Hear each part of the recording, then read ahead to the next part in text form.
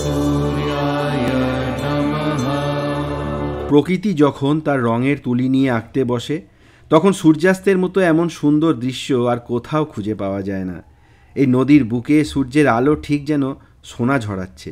হুগলি নদী তার শীতল স্পর্শে দিনের সমস্ত ক্লান্তি দূর করে দেয়। ফুলের গন্ধে ভরে আছে পুরো পরিবেশ, আর এখানে কাটানো প্রতিটা মুহূর্ত যেন স্বর্গের মতো।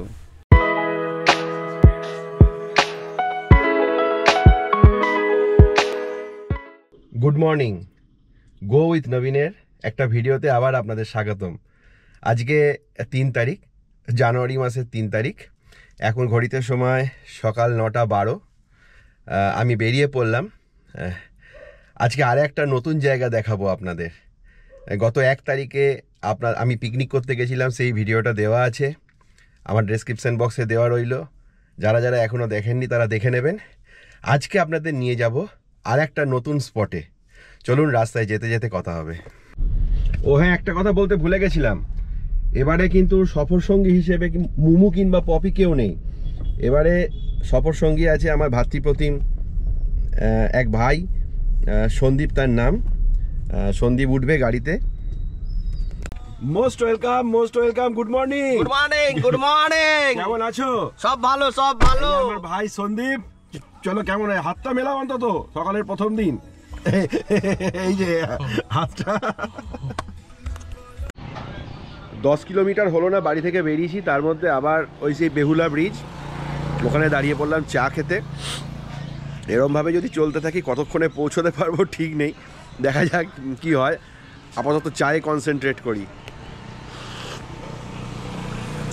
অসাধারণ একটা জিনিস দেখিয়ে দিই। এই চায়ের দোকান বেহুলা, এর পাশে যে জমিটা আছে, এই যে আলুর জমি, এই আলু পোতা হবে এখানে। বেশ সুন্দর, চারিদিকে শুধু জমি মাঠ। হ্যাঁ, এখানে মটরশুঁটি চাষ হয়েছে, ওপাশে ফুলকপি চাষ হয়েছে। বেশ অসাধারণ জায়গা, জায়গাটা খুবই সুন্দর, দিগন্ত বিস্তৃত জায়গা যাকে বলে। ওই যে সব চাষিরা জমিতে বিভিন্ন ইউরিয়া দিচ্ছে, যা যা দেয় জমিতে আর কি, সেগুলো দিচ্ছে। আমার ভাই জল টল খাবার দাবার রাস্তার সব নিয়ে নিল। এবার এখান থেকে টান আমরা বেরোবো। আর দাঁড়াবো না, বুঝলেন? রাস্তার মধ্যে আর দাঁড়াবো না, যতটা পারা যায় টানবো।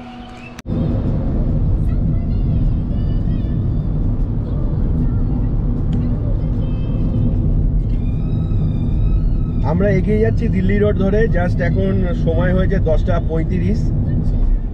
এসটিকে রোড ছাড়লাম, এবার দিল্লি রোড ধরে এখন আমরা ব্যান্ডেলের ওপর দিয়ে ব্যান্ডেল, চুজরো, চন্দননগর ক্রস করে এগিয়ে যাব। আমাদের ডেস্টিনেশন এখনো 3 ঘন্টা 19 মিনিট, মানে 104 কিলোমিটার বাকি। কোথায় যাচ্ছি বলুন তো? আমরা যাচ্ছি অ্যাকচুয়ালি পলতায় একটা রিসর্ট আছে। রিসর্টটার নাম হচ্ছে রাজহান্স রিসর্ট অ্যান্ড স্পা। তা সেখানেই আমাদের আজকের অ্যাক্টিভিটি। আমাদের অ্যাকচুয়ালি একটা অফিস পিকনিক টাইপের আছে। প্রোগ্রামটা হচ্ছে আজকে আমরা ওখানে যাব, দুপুরে পৌঁছবো। দুপুরে লাঞ্চ করে তারপর কিছু অফিসের কিছু অ্যাক্টিভিটি আছে, সেগুলো করে আমরা আজকে রাতে স্টে করব। তারপর ওখান থেকে কালকে আশেপাশটা ঘুরে দেখে লাঞ্চ সেরে কালকে সন্ধ্যেবেলায় আমরা ওখান থেকে চেক আউট করবো। এই হচ্ছে অ্যাক্টিভিটি। তা আমাদের ওখানে চেকিং টাইম হচ্ছে সকাল 11টা ছিল আজকে, কিন্তু আমরা অ্যাকচুয়ালি 11টার মধ্যে পৌঁছতে পারবো না, কারণ অলরেডি এখন 10:40 প্রায় বাজে। 10:36 বাজলো। এখনও বলছে প্রায় 3 ঘন্টা 19 মিনিট লাগবে। অনেকটাই রাস্তা, এবং তার সঙ্গে রাস্তায় প্রচণ্ড জ্যাম, সেই জন্য পৌঁছতে পারবো না। দেখা যাক তারপর ওখানে গিয়ে কি করি, সেগুলো তো দেখাবই, সঙ্গে থাকুন। জাস্ট ডানকুনিতে এলাম আমরা। এখন ঘড়িতে সময় 11:21। এখনো বেশ কিছুটা সময় লাগবে। এই যে ডানকুনির মোড়, এখান থেকে এই সাইডে দিল্লি রোড চলে যাচ্ছে। অ্যাকচুয়ালি হয়েছে কি, এখানে আমার এক দাদা আসবে, আর একজন যাবে আমার অফিস কলিগ, তো একসাথে যাবো, সেই জন্য দাঁড়ালাম একটু। রাস্তায় প্রচণ্ড ধুলো, রাস্তায় কাজ হচ্ছে। 1:46 বাজলো। আমরা এখন জাস্ট আমতলা রোড ক্রস করে এগিয়ে যাচ্ছি সামনের দিকে। অনেকটাই সময় লাগছে, মানে রাস্তায় খুব জ্যাম। একটু ফাঁকা পেলাম, বেহালা ক্রস করে এলাম। এই যে রাস্তাটা চলে যাচ্ছে এটা সোজা চলে যাচ্ছে রায়চক, এদিকে গঙ্গাসাগর, এদিকে সুন্দরবন, এদিকে ক্যানিং। এই টোটাল রাস্তাটা এই জায়গাগুলো এই রাস্তাটা দিয়ে কভার করছে, কোনো চিন্তা নেই। ভাই খুব ভয় পেয়ে যাচ্ছে। আর পাশে পেছনে আছে আমার সঞ্জীব দা। সঞ্জীব দা একটু হাই করে দাও, তোমার ইন্ট্রোডাকশনই তো হলো না। না, আমাকে এর আগের এপিসোডে যখন ওই আমরা ইভিজা এপিসোডে সঞ্জীব দা ছিল। সঞ্জীব দার বাড়ি বর্ধমানে। আমরা এগোচ্ছি, এখনো অনেকটাই সময় লাগবে, প্রায় আধ ঘন্টা মতন লাগবে। যেতে যেতে কথা হবে, চলো আর কি। এখন সেকেন্ড টাইম চা পানের বিরতি আমতলা রোডের মধ্যে একটা দোকান থেকে দাঁড়ালাম চা খেতে। রাস্তাটা না প্রচণ্ড সরু রাস্তা, জাস্ট ওভারটেক করা যাচ্ছে না। সামনে দিয়ে একটা গাড়ি গেলে আর কোনো গাড়িকে ওভারটেক করা যাচ্ছে না। সেই বেহালা থেকে আমরা আস্তে আস্তে আসছি। এই যে চায়ের দোকানটা, চা না খেলে হবে না। এই বিস্কুটটা খাবি? কোন বিস্কিট দাও? এটা না না খাবো না, বাপরে নরম। এইরকমই দেখতে। খাস্তা বিস্কুট, ছোটোবেলায় এটা খেতে না গো, আমাদের ছোটোবেলাকার স্মৃতি এই খাস্তা বিস্কুট। কতজন খেয়েছেন, কতজন চেনেন, কমেন্ট করে জানাবেন। আর চা মোটামুটি 2:30-3টের মধ্যে আমরা পৌঁছে যাবো আশা করছি। তারপর দেখা যাক কী হয় ওখানে। ডায়মন্ড হারবার রোডে মোল্লার ঠেসে আমরা চা খাচ্ছি। এখান থেকে আমাদের যে ডেস্টিনেশন সেটা এখনও 15-20 কিলোমিটার মতন হবে, সময় লাগবে এখনও। বেশ ভালো চা, তো ওয়েদারও বেশ প্লেজেন্ট ওয়েদার। মোটামুটি 25 ডিগ্রি মতন টেম্পারেচার হবে বাইরে। সঞ্জীব দা সোয়েট শার্ট পরে আছে, আমি কিন্তু আমার সোয়েটার সব খুলে ফেলেছি, খুব গরম করছিল। আবার গিয়ে পরে পরবো। হচ্ছে ভাত, ডাল, এটা মিক্সড ভেজ, এটা মাছ, আর এদিকে মাটন আছে।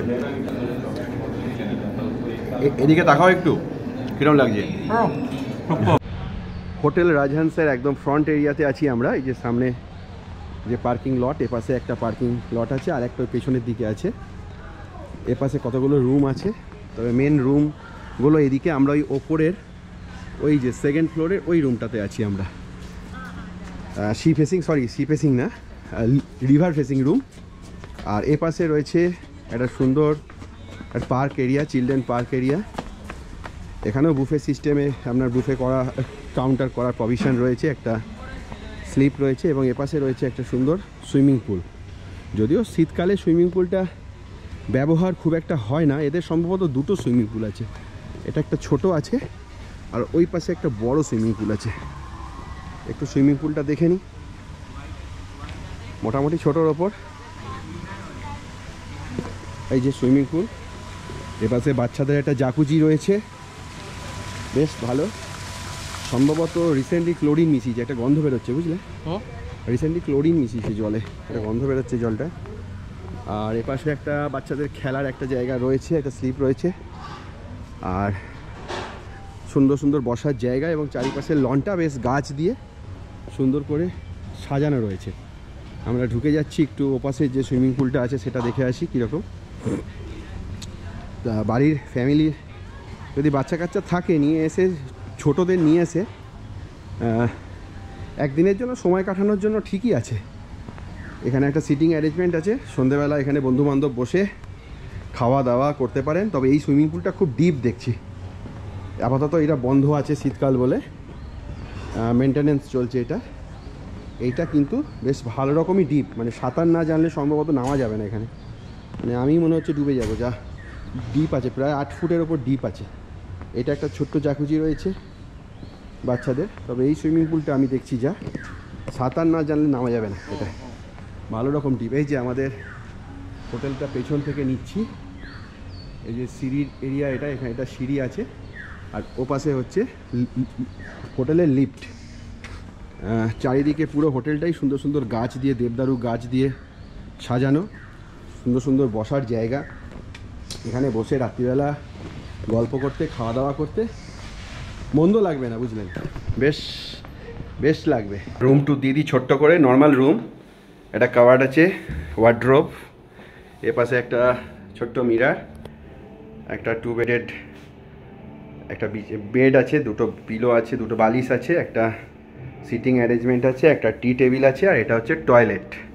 একদম নর্মাল হোটেল। তবে সবথেকে বড় কথা হচ্ছে হোটেল থেকে একদম এই যে হুগলি নদী রিভার ফিশিং, হুগলি নদীকে দেখা যাচ্ছে। এবং হুগলি নদীর ব্যাপ্তিটা দেখুন, কি বিশাল ব্যাপ্তি, মানে অনেকটা দূর এবং খুব ডিপ। এইখান দিয়ে জাহাজ যায়। সামনেই হচ্ছে একটা বন্দর আছে, এপাশে এখান থেকে 8 কিলোমিটার গেলেই হচ্ছে রায়চক। চারিদিকে সুন্দর সুন্দর গাছ। এই যে আমাদের গাড়িগুলো, এটা হচ্ছে পার্কিং এরিয়া। আমাদের গাড়িগুলো এইখানেই পার্কিং করা আছে। ওই যে আমার গাড়ি দেখা যাচ্ছে, ওই যে আমার গাড়ি দাঁড়িয়ে আছে। বেশ সুন্দর রিসর্টটা। এবার আমাদের কিছু অ্যাক্টিভিটি আছে, তা সেই অ্যাক্টিভিটি করে আমরা আস্তে আস্তে বেরিয়ে যাবো। এই যে আজকে রাত্রে আমরা আপাতত এই রুমেই থাকবো, দেখা যাক কী হয়। তারপর একটু টয়লেটটা দেখিয়ে দিই।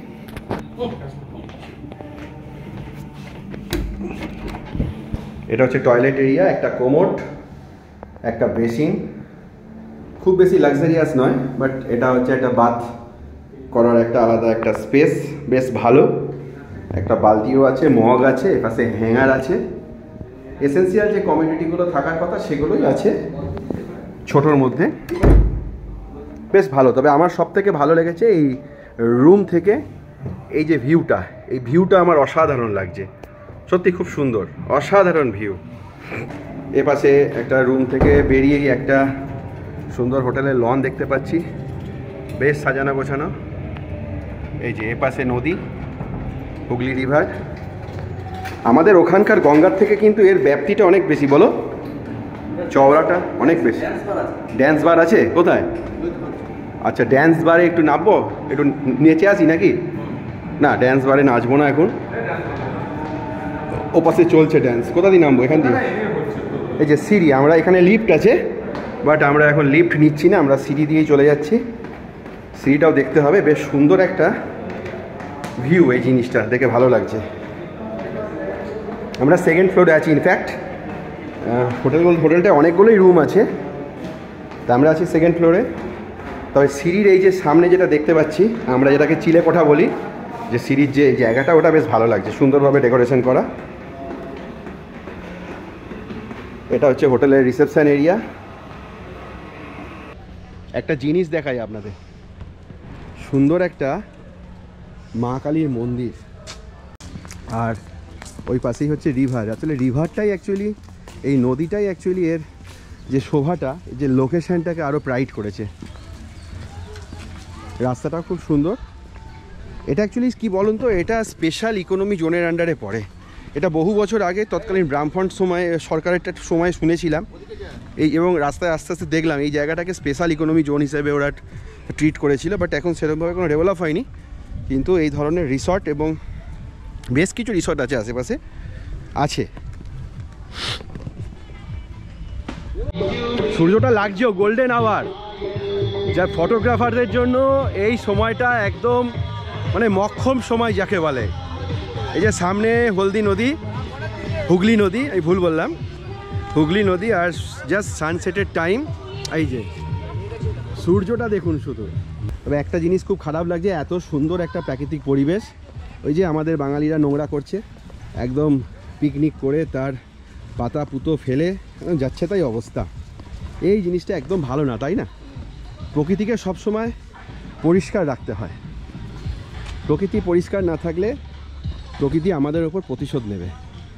এই চারিদিকে প্লাস্টিক, পাতা, আবর্জনা সব জায়গায়। এখানে একটা ট্রুপ পিকনিক করছে, খাওয়া দাওয়া করছে সুন্দরভাবে, আমরা ওদিকে যাব না।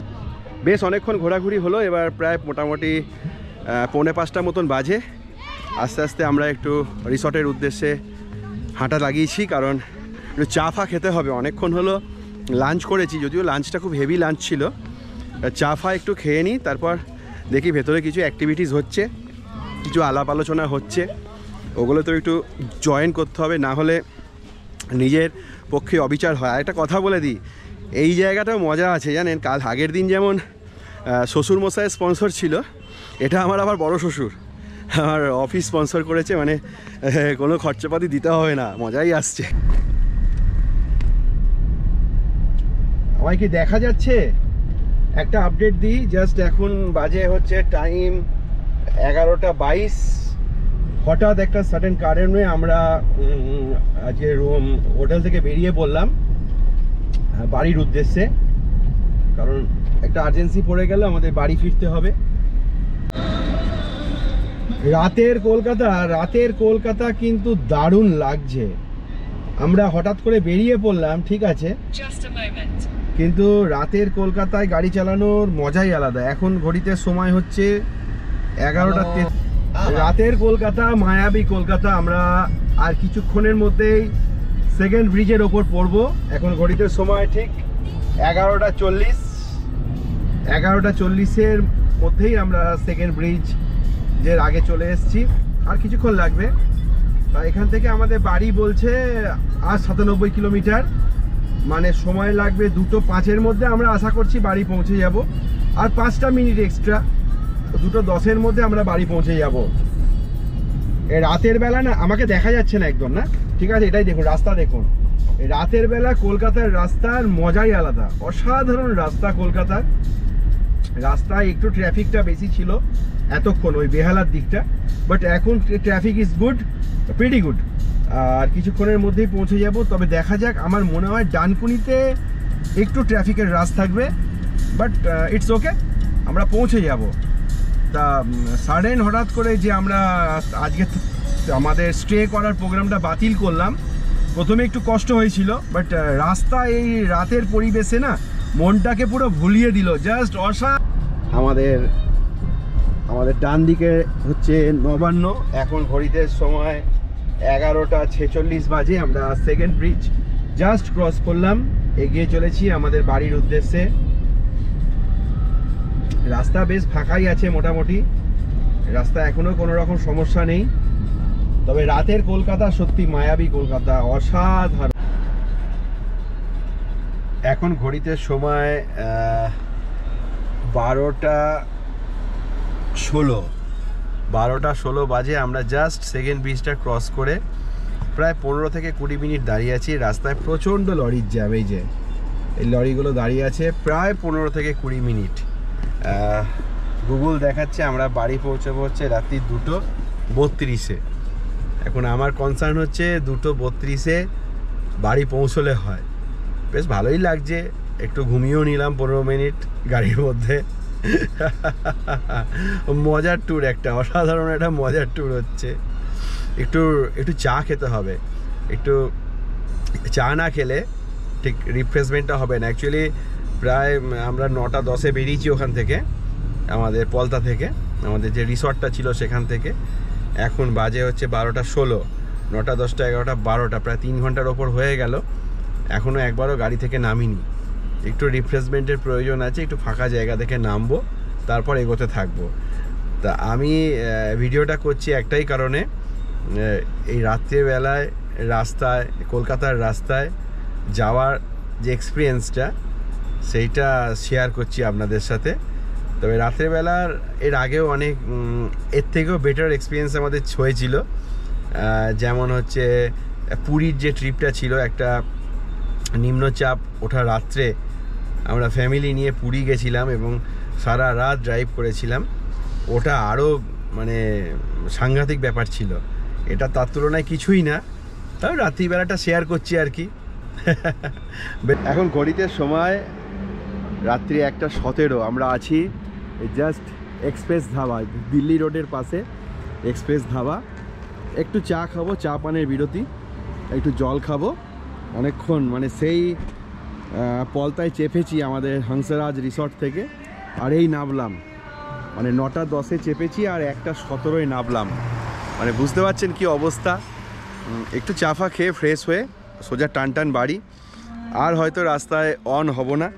যাই হোক, সকলে ভালো থাকবেন। আর যদি এই ব্লগটা ভালো লেগে থাকে তো একটা লাইক করবেন, আর যদি কিছু আপনাদের সাজেশান থাকে তো কমেন্ট করে জানাবেন। ওকে, গুড নাইট।